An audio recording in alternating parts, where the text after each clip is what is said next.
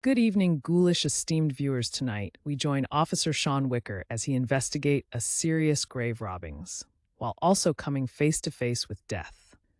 If you enjoy spine-tingling stories like this, don't hesitate to creep up on that subscribe button and give it a scare.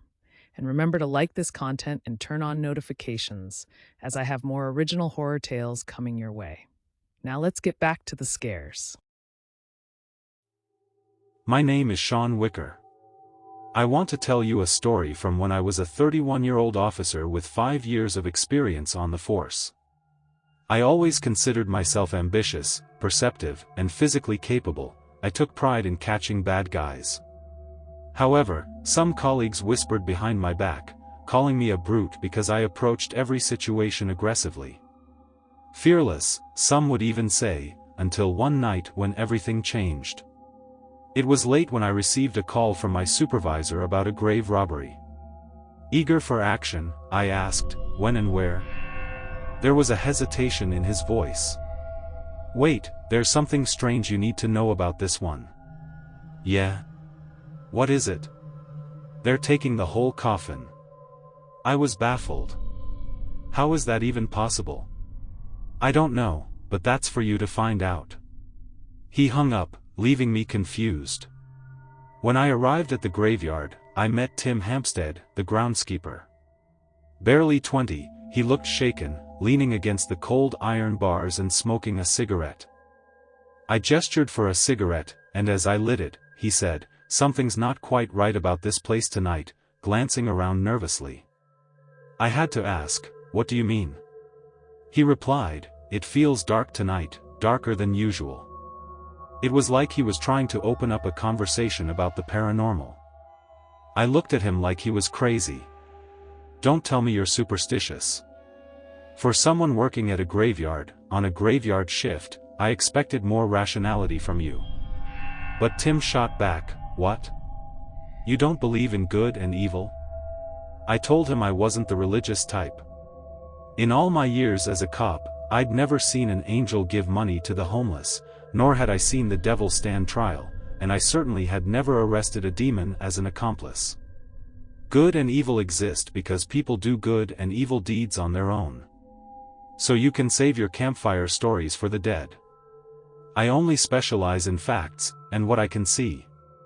Because at the end of the day, I can't arrest ghosts. Tim shook his head. I don't think it's ghosts stealing coffins. But whatever it is, I saw it.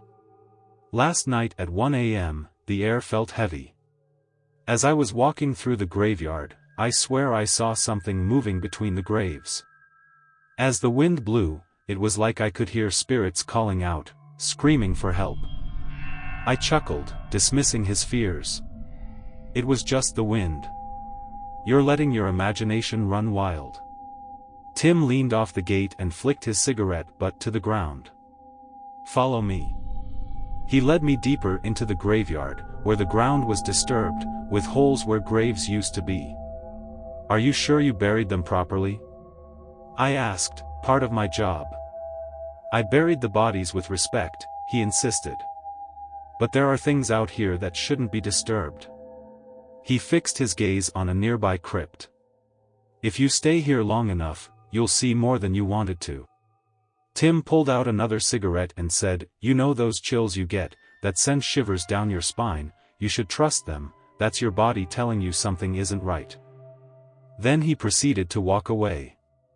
Hours passed as I sat in my car, bored with paperwork. Suddenly, a loud crack echoed through the graveyard. My heart raced at the thought of multiple suspects. Those coffins were heavy, and no one man could lift them alone. As I moved toward the sound, I saw a sinkhole forming, strange ripples surrounding one tombstone. It didn't sound like dirt falling, it sounded like growling, but not from any animal that I knew. Emerging from one of the holes was a massive creature, covered in fur.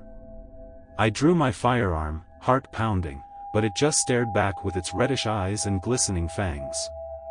Soon, more of them appeared, surrounding me. My body betrayed me as I stood there paralyzed with fear.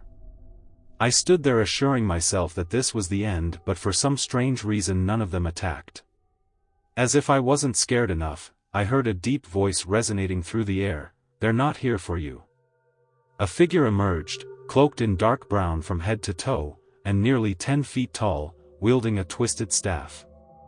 Terror washed over me, as I yelled, "Stop! This is the police!" But I couldn't see no signs of fear nor acknowledgement. I told them, "Don't move, I'll shoot," but it continued forward, silent and unyielding. As it drew closer, I saw its face. It was dried, with almost skeletal-like features, it had hollow eyes, its sockets was filled with darkness, and a mouth full of teeth, swallowed by shadows. At that moment I understood what Tim meant, by trusting those chills down my spine. Scared, I fired at the figure and backed toward a crypt, locking myself in. Through the door I heard, "Let me in."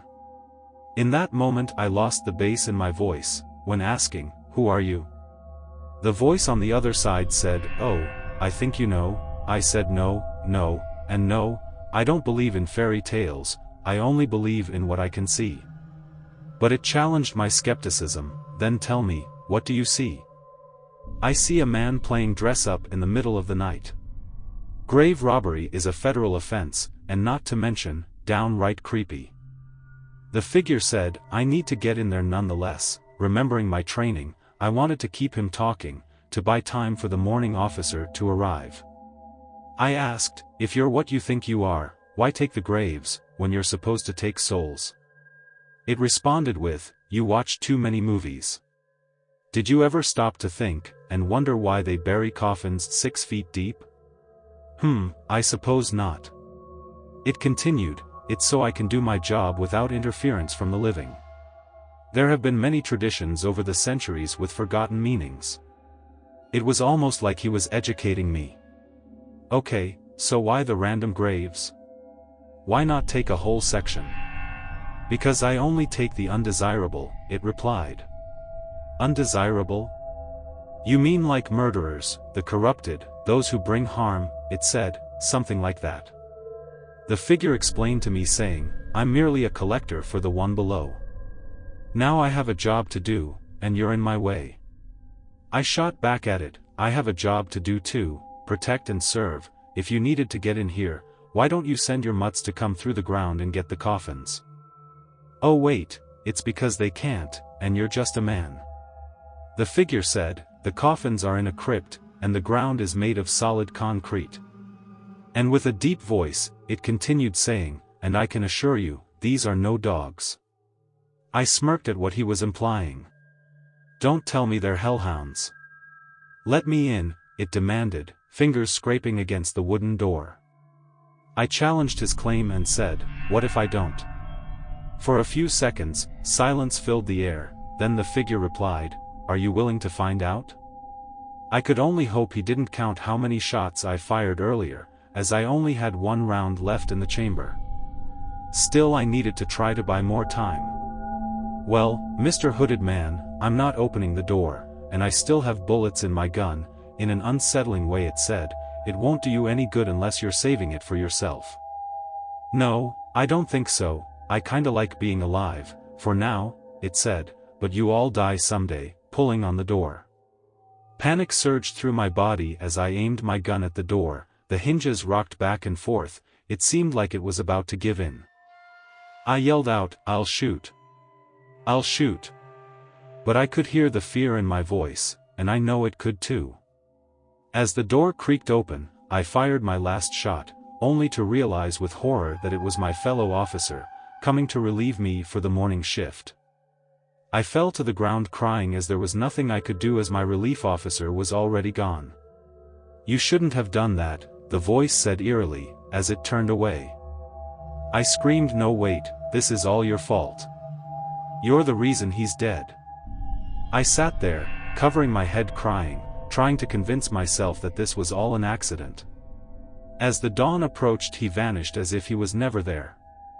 The next 40 years of my life were spent in prison, writing in my diary about that night. Even in my old age, I sometimes felt its presence around me.